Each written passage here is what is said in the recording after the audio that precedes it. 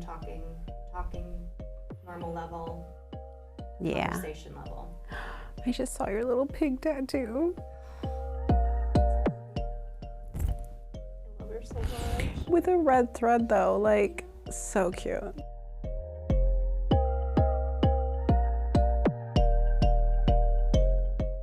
Can you tell us what sustainability is to you? Yeah, I think obviously the biggest thing that comes to mind when we think about fast fashion and the fashion industry is the environmental impact that garment creation has, and that is obviously true. It is the #1 biggest polluter next to the oil industry. But we also need to talk about the exploitation of garment and textile workers in the United States and all over the world. Fast fashion companies exploit the labor of garment workers very cheap so they can bring those garments and textiles to us for very cheaply. And it's something that gets hidden, and that is not sustainable either, and it's can be human rights violations, and we need to be really thinking very mindfully about how we can best shop, create, and move towards having an equitable labor force for garment and textile workers.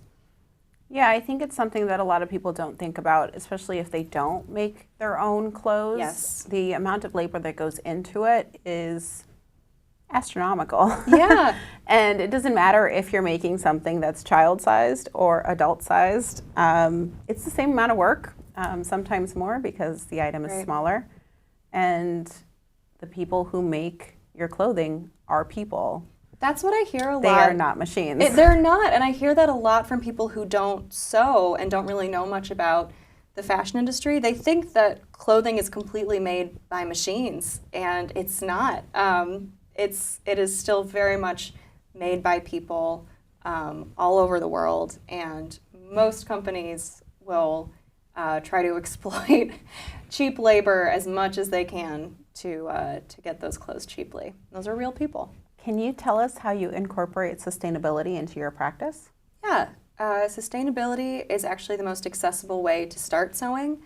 When I was a teenager, going to the thrift store, getting bed sheets, getting garments to deconstruct, and learning how clothing was patterned, that was hugely important to learning how to sew. And I still do that because it's not only do you find the most interesting and cheapest materials, but it really is just the best, most ethical way to shop for textiles when you're creating garments.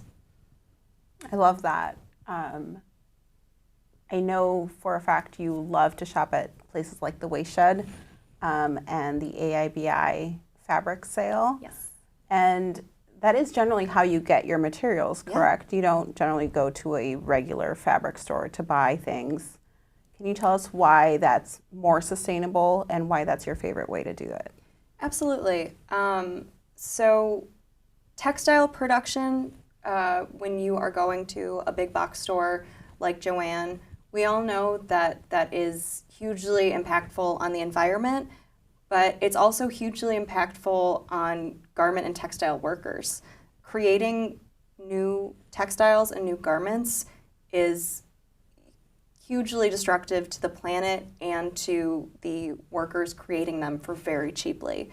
So shopping sustainable is not just cheaper for you as a shopper and as a consumer, but also halts production or slows production, I should say, for those big box stores that are exploiting workers and harming the environment.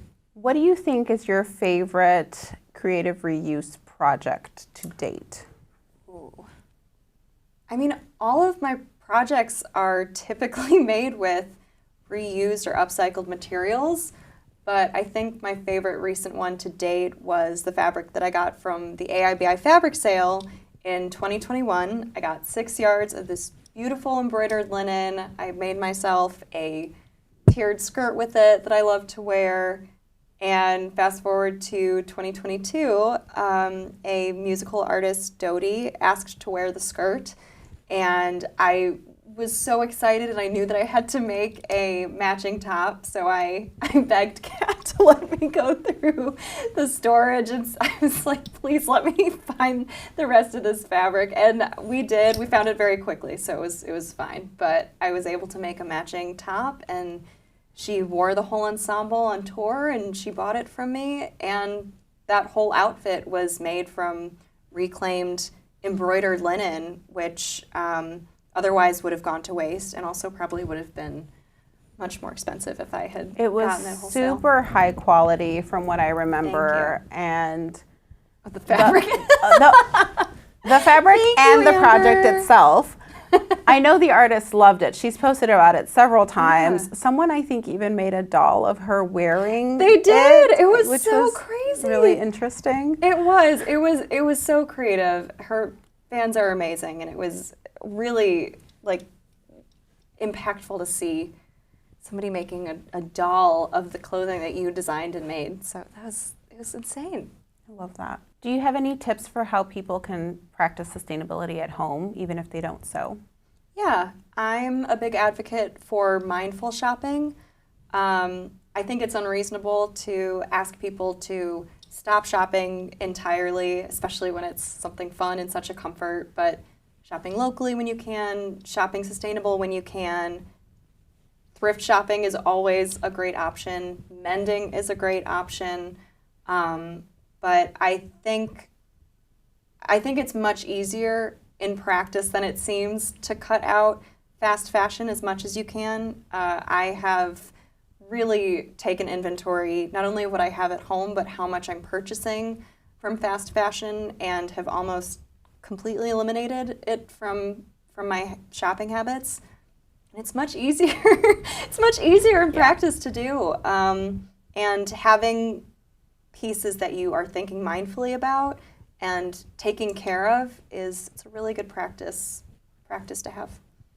Yeah, shopping with intention, I think, is incredibly important in this fight.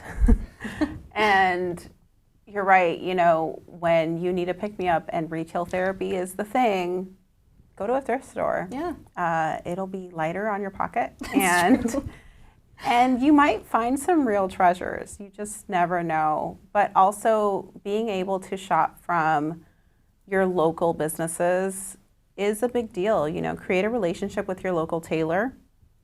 Absolutely. Especially if you want things mended, or if you're buying from a thrift store and you need it taken in, let out, you know.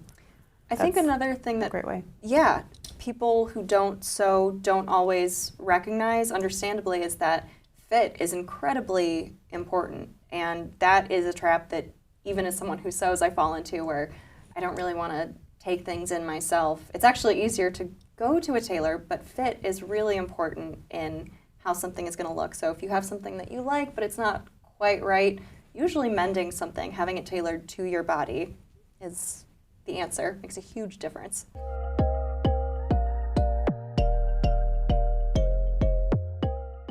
See you in the Fashion Lab.